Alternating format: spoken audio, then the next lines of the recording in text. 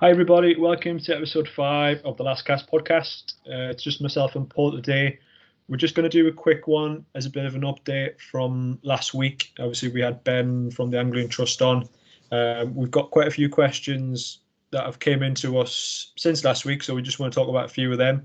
Some of them that myself and Paul can answer, so we'll get them out of the way now. Some of them we've put forward to Ben over the weekend, so we're just waiting on a response from him. Paul, just to start off, the main questions that we had, some of them were relating to EPP and sort of the rule formats, so that's the ones we'll look at. Most of them, however, were relating to what we talked about last week regarding funding, where the money goes, membership fees, etc. So that's the stuff that we've put to Ben. We'll tell you guys what we've asked Ben. So we just went a response as we say. We've got our own opinions, but we're probably better off waiting for the official line coming back from Ben. We have invited him back on to the show, so we'll get him on as soon as we can, and we'll finish off the show, Paul, by announcing the winner of our competition. So thanks for everyone for entering that. We've had a massive response, so it's been much appreciated from myself and Paul. So just look forward to the end of the show where we'll announce that. So before we get started, obviously we can go fishing now from tomorrow. We are recording this on Tuesday, so Wednesday morning the banks will be absolutely chock full of anglers, no doubt. Are you going to say hello or not? Sorry? You just rabbited it on for about 5 minutes and never said hello. I've got like so much in my mind because I can go fishing this week now. This old bastard won't be going fishing. Not yet. Well, this is an interesting thing. I've been to people like you on the bank. Sorry, Paul? I says I'll end up bumping into people like you on the bank. Well, this is the interesting thing because we spoke about this quite in depth over the last few weeks about when you'd go back and is it right to go back or not. And I think we've got different opinions, which is when you look at social media, the storm that happened on Sunday night after Boris sort of hinted we could go fishing was massive. So you're the opinion, Paul, we shouldn't be going yet. We're not difference of opinion. It's just my arse twitches more than yours over this virus because I'm in a different category. I'm higher risk. I'm higher risk. Yeah. So it's a personal thing. He's opened it up, which doesn't really bother me, and good luck to you if you want to go, but I'll let you dip your toe in the water before I go. Yeah, I think from my point of view, I can get out on the river, or there's loads of places up, you've got the big waters, a lot of space. From my point of view, social distancing won't be a problem. I think a lot of fisheries are going through processes that you can pay online for your ticket, so you won't have to have any contact, especially the big waters, like I say, and rivers. You could go on a river somewhere and not see another person for a day. The next 3 or 4 days are going to be really busy.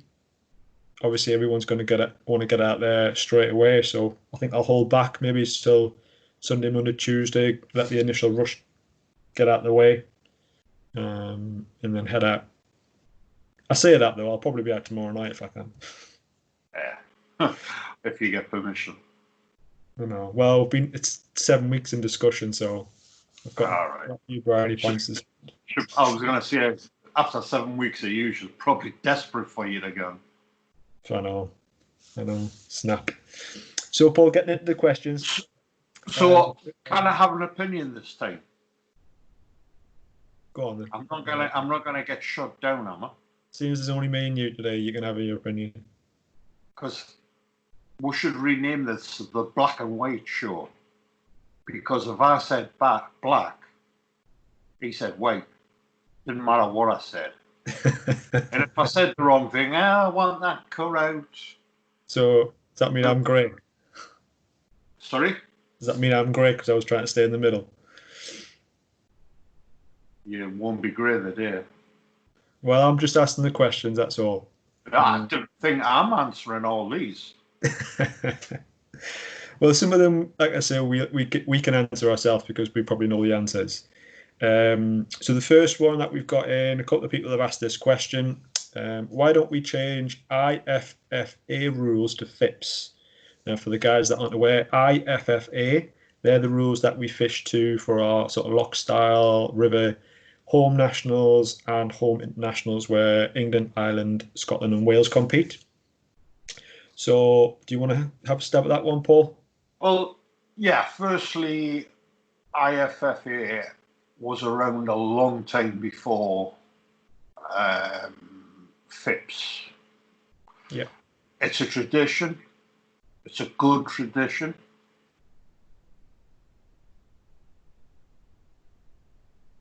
Doing any harm following that. FIPS mush, if you're on that level,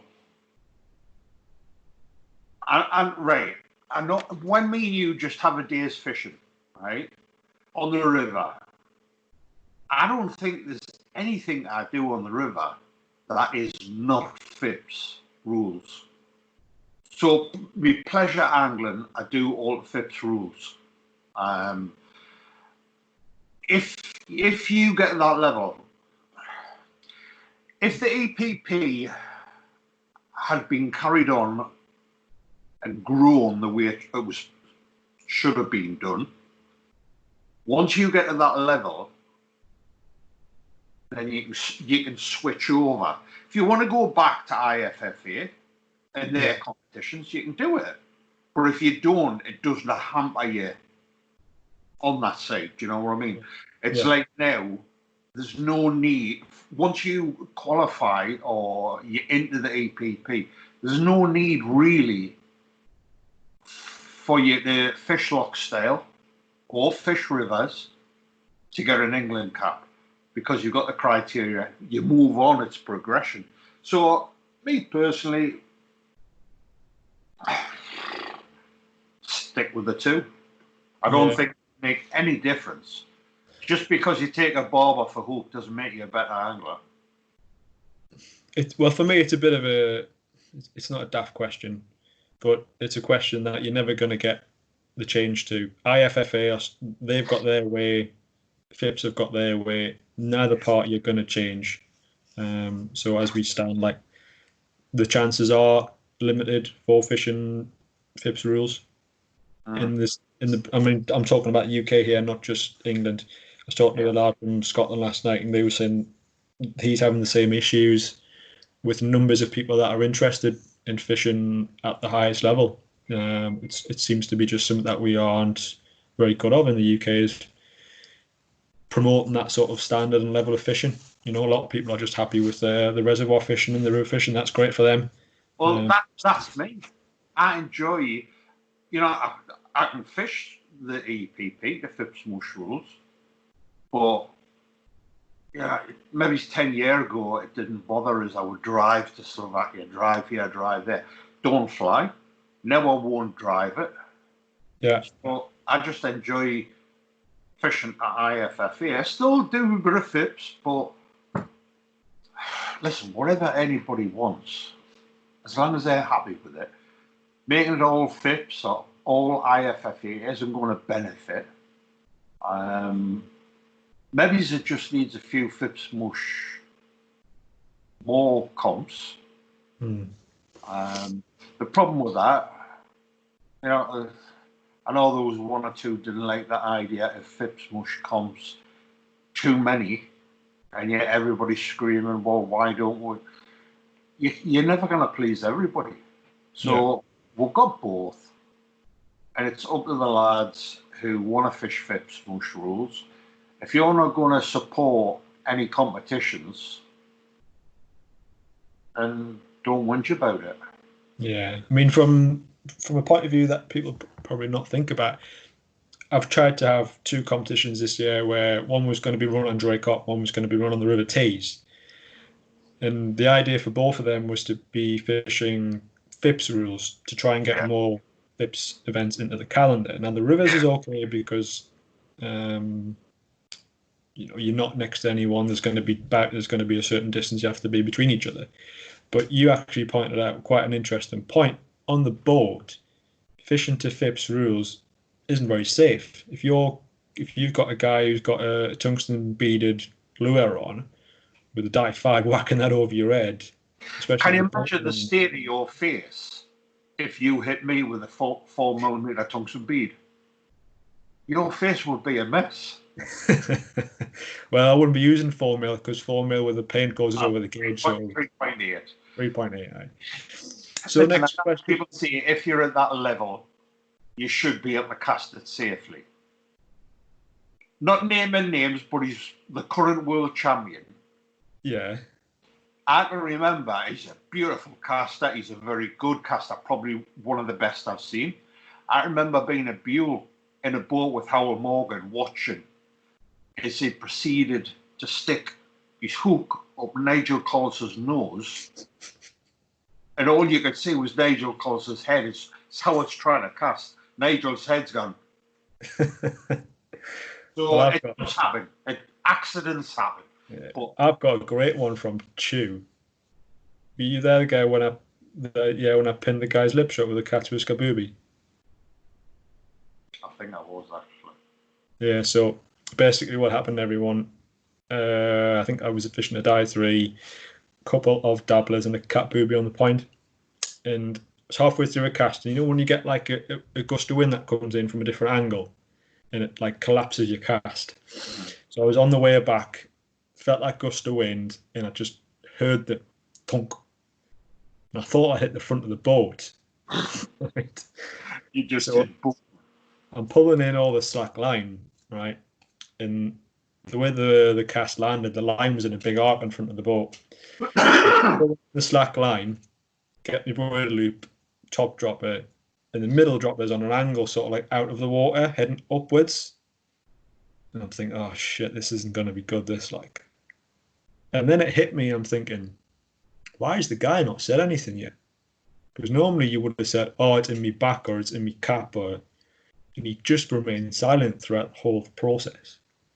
So as I followed the line up here, my yellow eyes perfectly presented in the soft bit underneath your nose, like right in the top lip. So the hook had gone in through the bottom lip, out through the top lip, past the barb. And it was perfectly presented there. I don't like he came and nabbed it off the top. So this was about 4 hours to go. Quite a windy day, sunny. So I said to the guy, look, I'm forgetting his name now. I said to the guy, do you want me to flatten the barb, push it out? And he just looks at me and he's like, So I said, okay. So I cut the fly off and just left it there, right? The funniest thing was, after about half an hour, obviously the marabou had dried. So he was fishing away like this. He was nymphing, I was pulling. He was nymphing like that. And at the corner of my eye, all I saw was a hand go straight across his face, smacked his nose. The tip of his left index finger caught the point of the hook and it jolted his whole head sideways. Because what was happening was the marabou had dried and it was tickling the end of his nose. So every 5 or 10 minutes, you just heard like a bat, as he thought. So yeah, needless to say, I caught fuck all that day because I was too busy laughing. Yeah, there's no worse than somebody who's nymphing going. Yeah. So that's the first one. Second question regarding EPP. Yeah. This is coming from Pete. Thanks, Pete. Scotty will be interested if they open up EPP to anyone who has an England cap in any discipline. We all know how hard it can be to gain that second cap, whether it's Lochstar River, but it doesn't mean that angler isn't good enough. Exactly. I can see where he comes from. However, we've spoke about opening and. Be sent in. You should know where it's come from. Sorry. Question. Oh, don't worry, it's a very warped sense of humour. Shite. So we talked about the possible second division last week, and I went back to Pete. I can see where he's coming from. It does need to be opened up, especially if you're going to have a Division 2. but that for me there still needs to be some kind of criteria, because if you open it up to anyone who's just got one cap, then how do you say you're in and not the other? There's got to be some form of criteria put. And my suggestion was,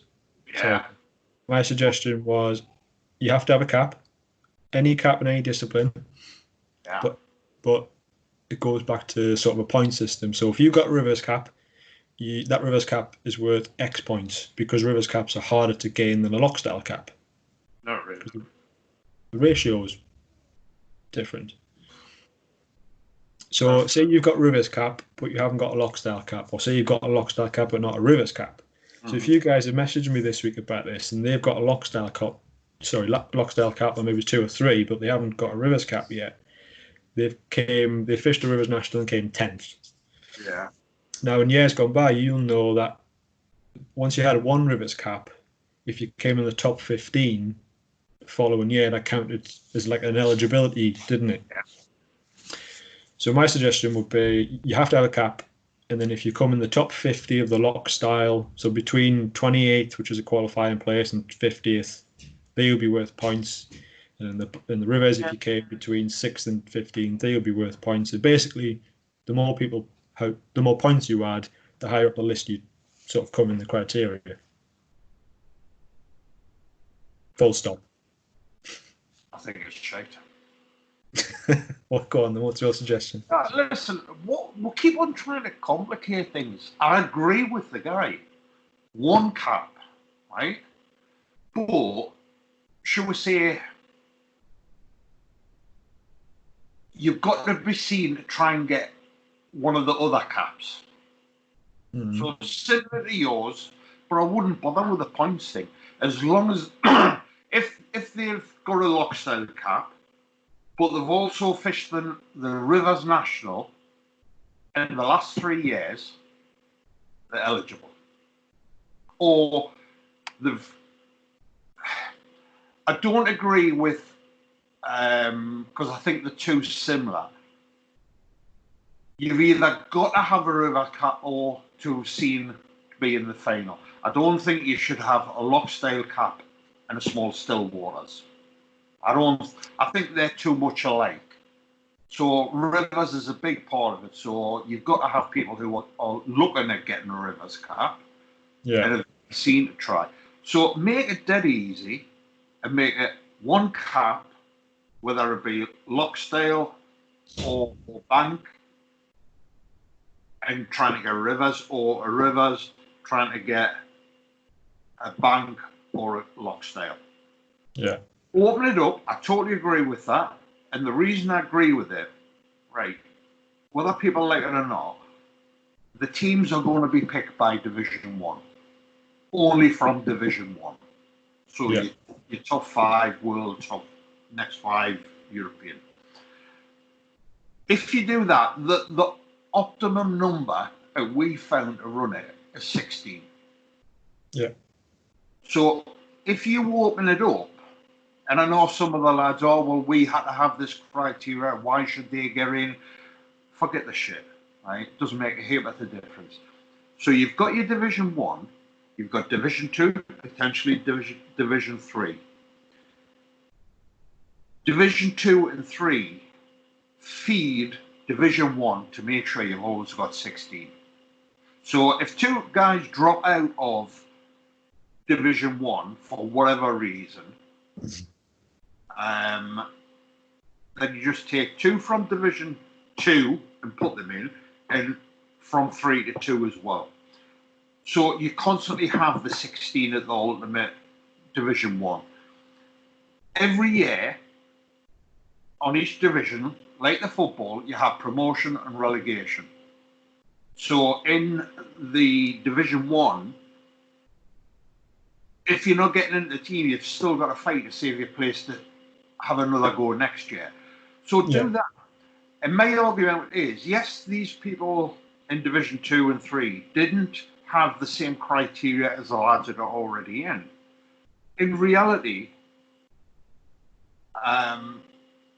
if 2 of them come in, but they haven't got, say, the Rivers cap, in reality, they're not going to they shouldn't get a place because they've got no experience on rivers. So you haven't really got to worry about them at the minute. And said that 2 or 3 years down the line, you know what the learning curve was with the EPP. 2 or 3 years time, they'll have picked up a lot and they'll be pushing you then. So I totally agree with that. And it's something I wanted putting in, but unfortunately, I think we're both in agreement that Division 2, if the numbers and the demands there, even a Division 3 is what's required. I think we'll get a hell of a demand for it. Yeah, hopefully. I mean, that's what we, someone that fished Division 1 last year, that's what we need is a stronger, complete unit of anglers. So, if you do have a bad year, if you spoke to Ben Thompson about this, and this isn't a dig at Ben or anything, who runs it? Well, that's what I was going to say. It's all, our ideas are all very well and say, but Ben will say the ideas are great, but we haven't got anyone to run it. And I was at the start of, me and Ben spent a lot of time putting together the EPP, so I know the amount of work that's gone into it. I also know the amount of work it is running it. And it is a big job. We don't have to have Division 2 and Division 3 doesn't have to be run over the same amount of events as you've got in Division 1. Make it a simpler one. Make it make it a day extra where Division 1's fishing. Yeah. Say a Friday, Saturday, and Division 2 and 3 could be fishing Sunday, whatever. But just it's getting them people in. No, I agree. I absolutely 100% agree with that. Like I say, just need someone to come forward and help organise it. I think that's what we're lacking. So we'll move on, Paul. Next question. I think we've already answered this one. It's from Gary Martin. Thanks, Gary. Do you think the World and European teams would benefit if there was only one set of rules being fished to? Personally, there's a quick answer. I think it would benefit because more people would be akin to the rules. However, as we've discussed, IFFA is not going to change. That's where the majority of the anglers do. So in an ideal world, Gary, I think it would help the World and European teams, but in a realistic world, it's not going to happen. So it's unfortunate. Next question is, I've not got the name of this one, but if you recognise your question, thanks for sending it in. Also, all of the Lochstyle Nationals are fished on the Midlands reservoirs. Would it be a benefit to help improve the anglers' abilities if those comps were rotated? Now, they are slightly rotated, aren't they? They still have Buell, Chew in the calendar. There's 5. Rutland, Grapham, Buell, Chew, and Draco. Yeah. Okay. So they are rotated. Great to have one on Keeler again, wouldn't it? No. Not after the last thing where they went run with the stocking board on. I've got Mark Witherman. Oh, actually, I think what Mark's question's coming up. I can't really speak, but on the podcast.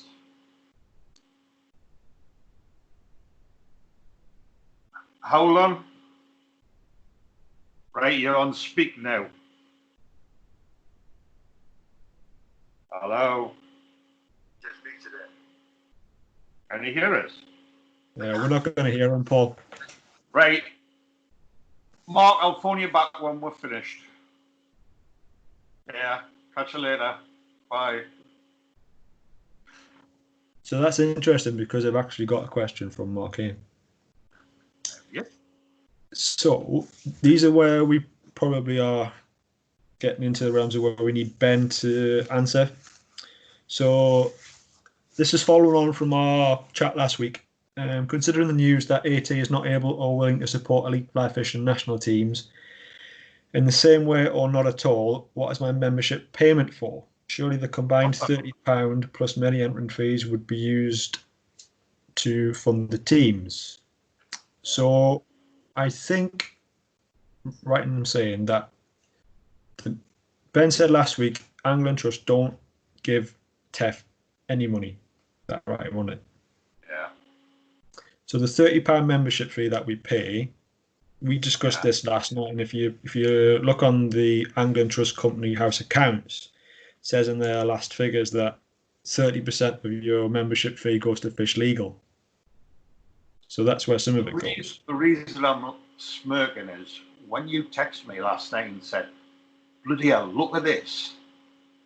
And I went on, I've probably just had the worst night's sleep I've had in the last 6 months. Why? Oh, with shit like that, my head was racing trying to work things out. Yeah, well, that's why I texted you, because I have not got a clue. The only thing I can understand was the bit that was in writing at the bottom.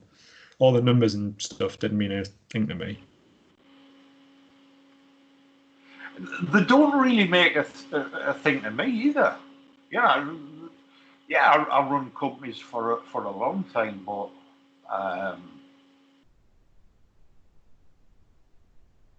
when we had the meeting with the accountants and they were saying, I just used to sit there going, oh yes, yeah, no. No, I understand a little bit about it and I understand how it's put down and what have you, but I know which part you're on about. And I've got my views, but I think you've got to be a little bit careful on how what's said here. Because what I read, if I said and give my total honest opinion, and it's not having a dig at anybody, I was gobsmacked last night what I was reading. Yeah. And you've really got to concentrate as you're reading it. You've got to concentrate and work out, well, why they've done this or why they've done that. And then there was just one or two little things started slotting into place.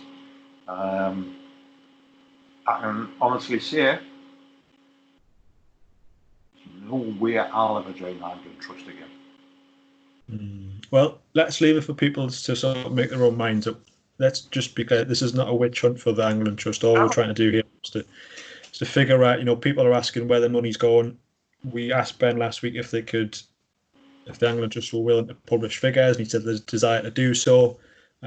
So that's all we're sort of aiming for, really, is to try and figure out, the guys are asking the questions, where's the money going? Obviously, we've just said there 30% goes to Fish Legal. I'm assuming that's for costs attributed to any sort of law situations they have to undertake. But yeah, if you want to have a look at that, John Kirby's house, it's freely available to have a look at.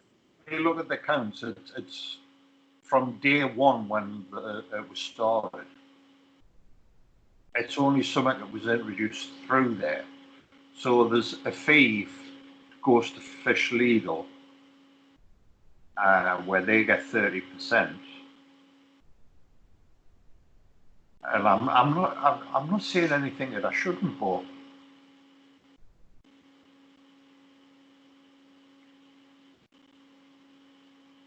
some of come on. I've never, when you read it, I've never seen a turnover of directors is what they've got. What I do know, and it does say in there, and this is where you've got to read it carefully, some of the directors are also directors of Fish Legal. Okay. So they're moving money around for whatever reason. Yeah, maybe that's something we have to understand. You know what I got the biggest shock at? Angling Trust. Whether it's good or whether it's bad, I've got my opinions. But I always thought it was like a government scheme. And I've heard people say, no, it's a charity company. It's not. It's a normal, box standard, everyday company. 2 or 3 guys have got together, they went to company's house, It's got nothing to do. They've got no. It wasn't set up by the government. It wasn't set up as a charity. It's a box standard company. How the hell have we allowed whoever done the deal with them from Game Angling? And we've just. You might as well give everything to the butchers, the limited butcher company down the street.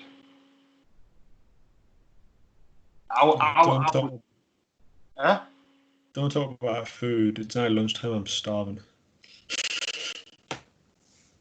Lunch?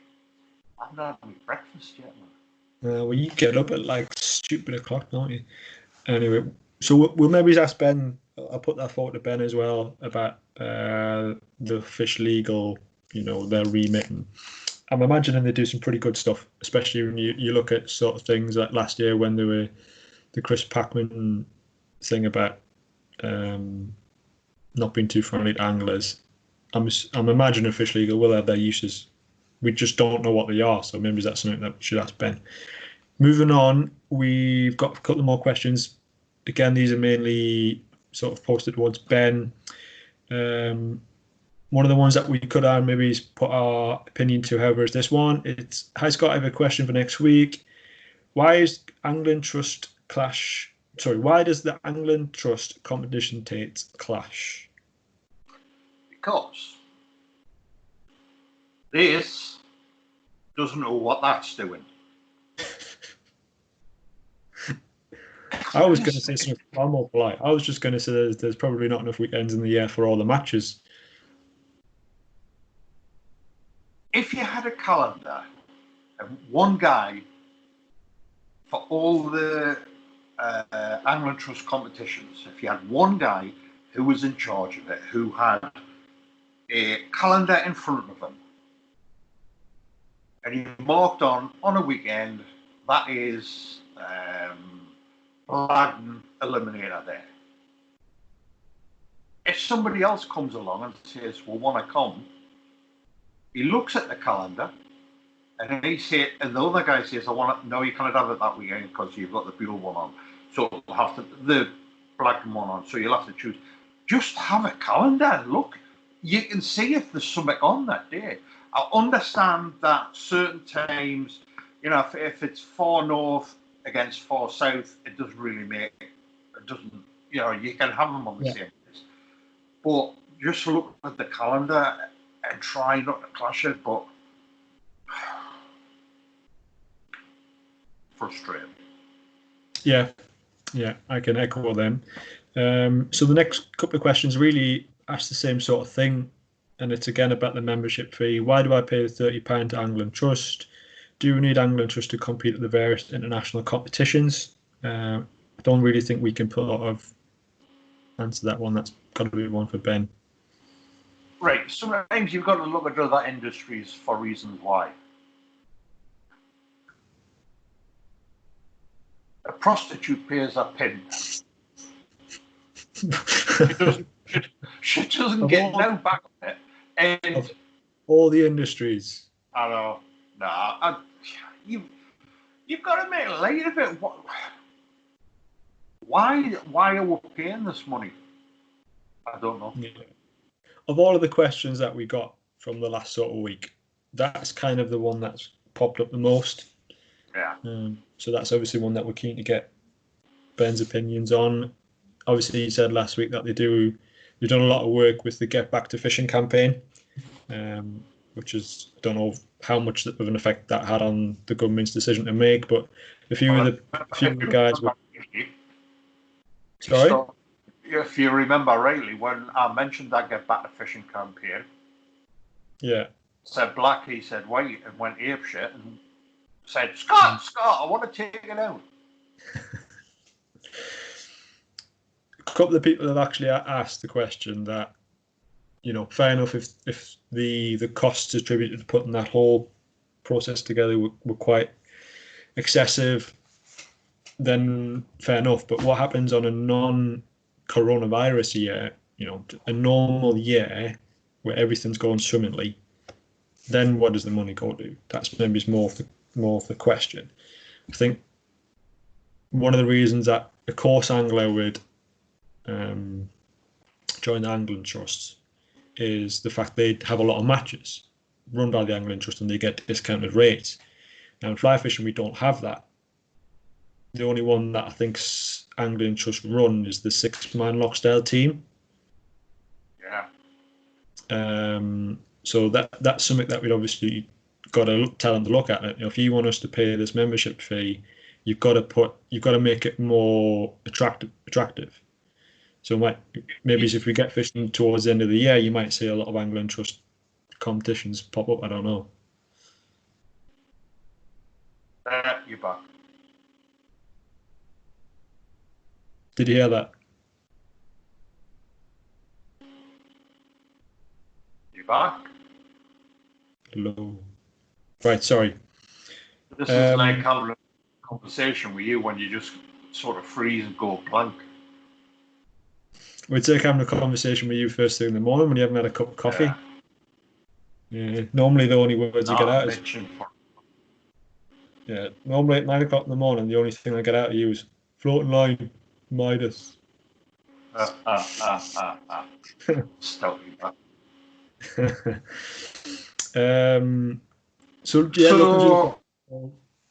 Looking through the questions, Paul, to be honest, that's the gist of it really. A lot of them come into the membership category.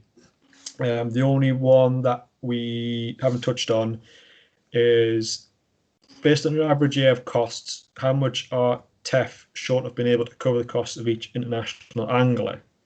Now, if we're right in saying that the money that TEF can spend on anglers when they go away is that there's the money that comes in from competitions and nothing else, a quick sort of work up the figures on the normal year entries wise, I think I totaled up, it's probably 27, 28 grand. If you look at all the entries over Lochstyle, Rivers, Bank, etc., EPP. Did you work this out yourself? No, I used a calculator. All right, go on. So yeah, quick work up, 27, 28,000, depending on sort of how many entry fees. On a really good year, maybe it's 30. Looking at costs, now if you include the World, the Euro, the Five Nations, Spring Lochstyle, the Autumn Lochstyle, the Rivers and the Bank, I reckon that's somewhere, depending on the locations of those competitions, anywhere between 65 to 75 grand.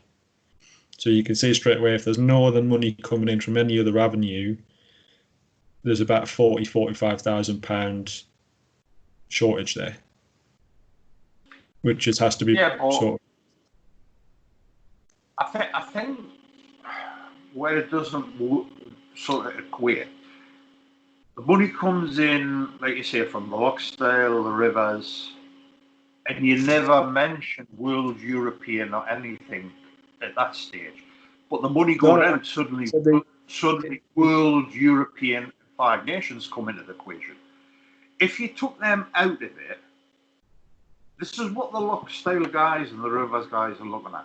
If you take the World European out of it, they don't get anything going back to them, Lochstyle and Rivers. So that's the way I look at it. Why should they subsidise the World and Europeans? So yeah, I'd have the argument with you that the subsidised, they're not really that heavily subsidised. If you wanted to enter the Lochstyle, it costs you 30 quid. And if you're getting a £300 contribution, that's 270 quid more than what you put in. Cost me 150 quid enter EPP last year, and I was only getting 300 quid back as well. So I think that's fair. The point is, to get back to the point is, there's about 45 grand shortage. If we were wanting to pay everyone's fees, so the angler in an international, doesn't matter where it was, what international it was, didn't have to pay a penny. Which is obviously in a dream scenario. We've never had that, as long as I've been involved with the team anyway. So anyone that's thinking about how much why do we have to pay all this money? That's why, because there's a 40 grand shortfall. So get your hands in your pockets. Once you start introducing World and European, there's a shortfall. If it was just Loxdale and Rivers, it wouldn't have a shortfall. So when you're saying about the World and European, if it wasn't, according to you, we'll collect 27 grand in, and then there becomes a shortfall. So why should the Loxdale guys have to contribute so heavily to the World and European? Why should the Rivers guys contribute so heavily? I don't think mind. It's got to be a proportion. So them guys are putting all the money in and technically getting nothing back, because that money is being used to enter World and European teams. It's not really. Yes, it is. It should be two separate things. The shortfall for World European Five Nations is the full amount. The shortfall, once the Loxdale and Rivers guys have put their bit in, isn't the full amount. It's the World and European teams that are taking the money out of that pot. Nobody else. They're only taking $3 grand out of the pot. To enter the EPP, last year it was 150 quid. That was not including your fishing or anything. That was your entry fee. Just like you pay 35. I've worked out 150 quid. You what? I know it's 150 quid because it was me at work. So we had 12 people enter, right? Last year. Didn't we? 12? Something like that. I don't. So 1,800 quid, right? Contribution that we get back to go to World and European last year was £300 a head, and there's 10 anglers. So we're getting $3 grand back. Yeah. So we've only had a 1,200 quid donation on top of. See what I mean? So who pays for the entry into the World and Europeans? We've had to. No. That's well. To enter a team, you've got to pay an entry fee. All yous get involved with the price is the time over there, the fishing over there, the hotels, blah, blah, blah, blah, blah. I might be wrong, but I was always led to believe that it was somewhere in the region between 10 and 15 grand to enter a team in the World or European. 10 to 15?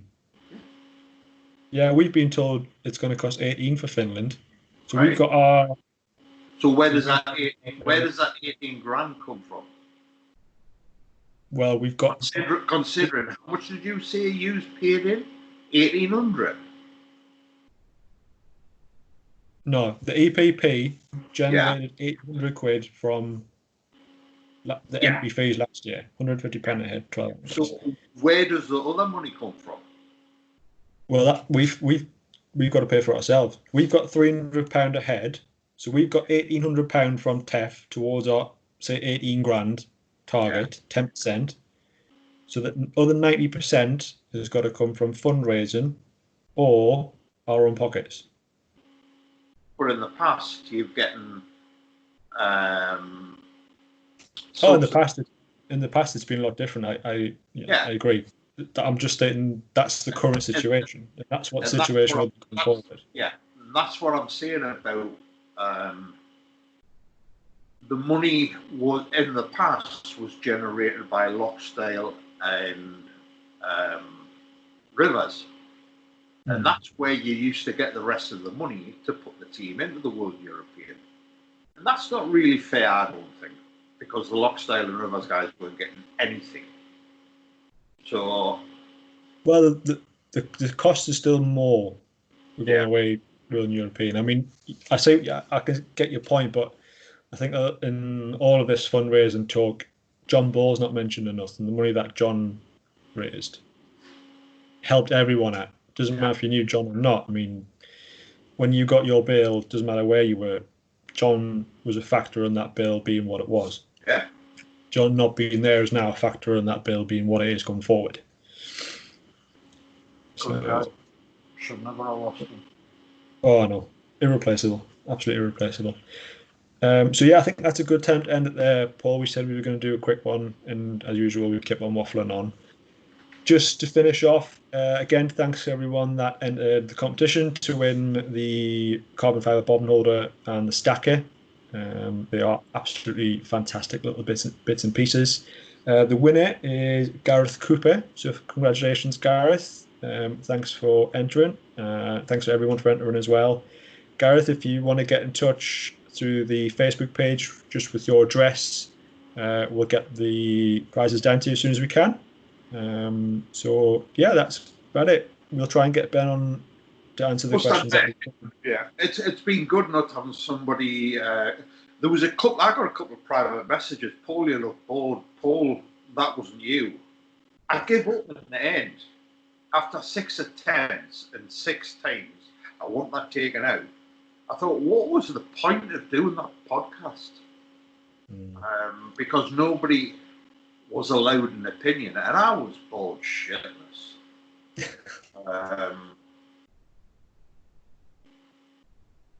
I suppose the bottom line is, if you want to know the truth and you want to know the ins and outs of it, then I would suggest go to a company's house, get a copy of them, read them properly. If you don't understand, speak to somebody else, make your own opinion whether you want to carry on paying it. And I trust that's a personal decision.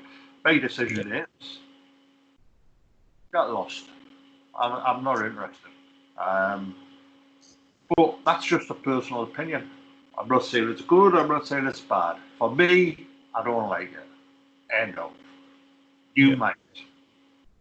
Well, just to finish off, I know I've said that about 10 times. One of the things that we got in last week wasn't really a question, it was more of a comment. And this is sort of an invite, anyone listening to this show as well, is the fact that one of people's gripes with Angling Trust is the fact that the communication level's not been there. So having Ben on last week to answer questions and put questions to was a stepping stone in the right direction as far as this guy was concerned, who put this point to me. So anyone that's out there listening to this show, if you've got a question, send it over. We will ask Ben, not promising we'll get an answer. But that's all we can do. Listen, all we can do is that. Shy Ben's getting out, as we say. But, and he'll admit it himself, he's got to be the worst person I know for getting back to people. And I don't know. I've known him get back to me 2 months later when I've asked him a question. And he's a busy guy. He's probably got too much on his plate and should have somebody doing all his dirty work underneath him. That's the way I used to have the business. I just made decisions. Never got dirty. Yeah. Yeah, probably a fair call. Probably a fair call. Okay. It's just not for me. So, can I go back to sleep now? Yeah, you go back to bed. It's nearly PM, so you're just normally getting up by now. So, thanks for the morning slot anyway. Brilliant. Right, guys, thanks for listening again. If you're going fishing this week, remember to stick to all the regulations. We don't want to get fishing chalked off first and be plastered all over the paper for the wrong reasons. So yeah, stay safe. Thanks for listening, and we'll speak to you next time. Cheers, everyone. Catch you later. Bye.